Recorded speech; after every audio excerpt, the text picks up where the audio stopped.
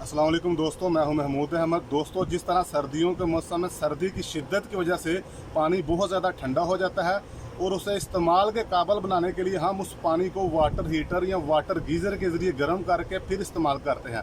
और इसी तरह गर्मियों के मौसम में गर्मी की शिद्दत की वजह से ख़ासकर जो हमारा वाटर टैंक है, इसे धूप में पड़ा रहने की वजह से, तेज़ धूप की वजह से हमारा पानी बहुत ज़्यादा गर्म हो जाता है। इस गर्म पानी को इस्तेमाल के काबिल बनाने के लिए किस तरह हम ठंडा करेंगे, कौन सी चीज़ें इस्तेमाल करेंगे और किस तरह इसको कंट्रोल करेंगे, ये सारा कुछ हम बताएंगे आपको आज की इस वीडियो में।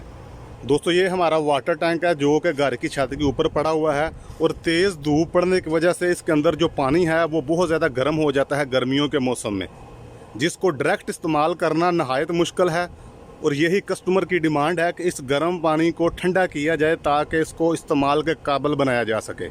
इस वाटर टैंक के गर्म पानी को ठंडा करने के लिए जो चीज़ें हमने इस्तेमाल करेंगे वो उनमें सबसे पहली चीज़ है एसी का आउटडोर एयर कंडीशनर यूनिट, जिसके अंदर कंप्रेसर लगा हुआ होता है।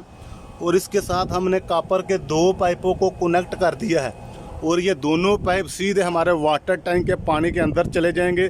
जैसा कि आपको नज़र आ रहा है, हमने होल करके वाटर टैंक के ऊपर से दोनों कॉपर के पाइपों को पानी के अंदर 20 फुट ज़्यादा छोड़ दिया है और उन दोनों पाइपों को आपस में कनेक्ट कर दिया है। इनको काटा नहीं है, दोनों पाइपों को आपस में कनेक्ट कर दिया है। और इसका कूलिंग करने का तरीका ये है कि पाइपों को कनेक्ट करने के बाद हम इसमें गैस भरेंगे, गैस की फिलिंग करेंगे। इसकी कूलिंग करने के लिए कंप्रेसर के ज़रिए, इस आउटडोर एयर कंडीशनर के कंप्रेसर का यही काम है कि ऊपर वाले पाइप के ज़रिए ठंडी गैस सीधी हमारे वाटर टैंक में चली जाएगी और वहाँ से सर्कुलेट करती हुई दोबारा फिर वापस गर्म गैस इस पाइप के ज़रिए हमारे कंप्रेसर में चली जाएगी।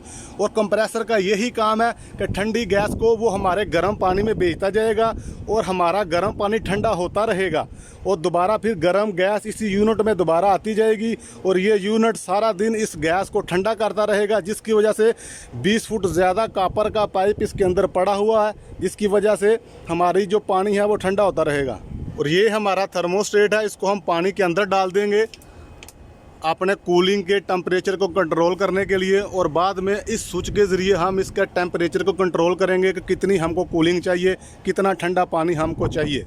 और इसके अलावा हमने टाइमर स्विच का इस्तेमाल किया है इसकी बिजली की पावर को कंट्रोल करने के लिए, ताकि दिन में गर्मी ज़्यादा होती है और दिन में हमारा सिस्टम चलता रहेगा और रात के वक्त हमारा सिस्टम बंद हो जाएगा, क्योंकि रात को धूप नहीं होती और रात को पानी को ठंडा करने की ज़रूरत बिल्कुल नहीं होती। तो दोस्तों, ये तरीका है गर्मियों के मौसम में वाटर टैंक के अंदर मौजूद गर्म पानी को आउटडोर एयर कंडीशनर के ज़रिए ठंडा करने का। तो उम्मीद करता हूँ आपको हमारी आज की वीडियो पसंद आई होगी। हमारे चैनल पर अगर आप नए आए हैं तो हमारे चैनल को सब्सक्राइब कीजिए, वीडियो को लाइक कीजिए, दोस्तों के साथ शेयर कीजिए। मिलते हैं नेक्स्ट वीडियो में। अल्लाह हाफ़िज़।